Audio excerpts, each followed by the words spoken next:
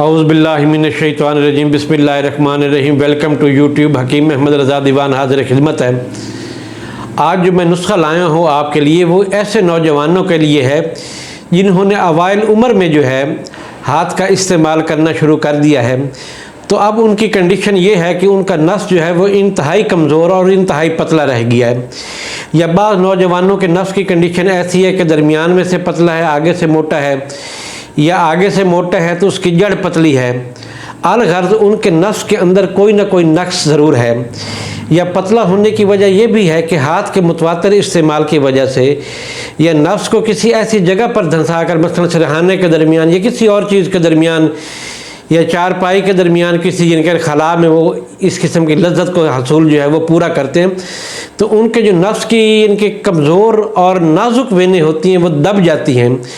ان کے اندر جو بلڈ کا فلو ہے وہ ایک متواتر نہیں رہتا، جس کی وجہ سے نفس کی شیپ میں جو ہے وہ طرح طرح کی خرابیاں ظاہر ہوتی ہیں۔ اور دوسری بات یہ ہے چونکہ ان کے ذہن میں ہر وقت سیکس کی کنڈیشن سوار رہتی ہے، تو ان کے جو حساسیت ہے وہ بھی بڑھ جاتی ہے، مادہ تولید انتہائی پتلا ہو جاتا ہے، جگر کے اندر گرمی انتہائی بڑھ جاتی ہے، مثانے کے اندر گرمی بڑھ جاتی ہے، ان کو پیشاب کے قطرے جو ہیں وہ پیشاب کرنے کے بعد بھی آتے ہیں، نفس جو ہے وہ کبھی ان کے نہ مکمل کھڑا ہوتا ہے اور فوراً گر جاتا ہے، اور کبھی ان کے صبح کے وقت ان کو شہوت آتی ہے، کبھی نہیں آتی، اور یہ ساری خرابی ان کے جو خود لذتی کا حصول ہے جو ہاتھ کا استعمال ہے اس کی وجہ سے ہے۔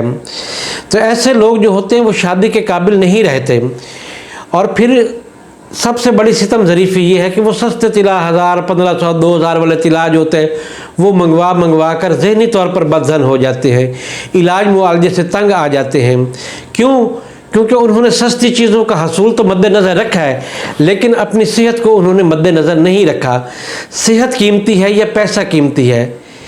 وقت قیمتی ہے یا صحت قیمتی ہے؟ تو یقیناً ہر بندے کا جواب یہی ہوگا کہ صحت قیمتی ہے۔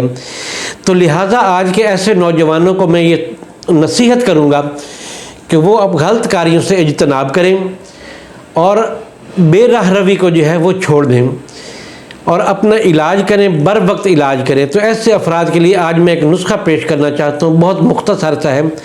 آپ نے اس طریقے سے کرنا ہے کہ 1 تولہ جو ہے وہ لونگ لینی ہے، 1 تولہ جائفل لینی ہے، 1 تولہ بیر بہوٹی لینی ہے، 1 تولہ خراتین لینی ہے، 1 تولہ جو ہے وہ کچلا لینا ہے،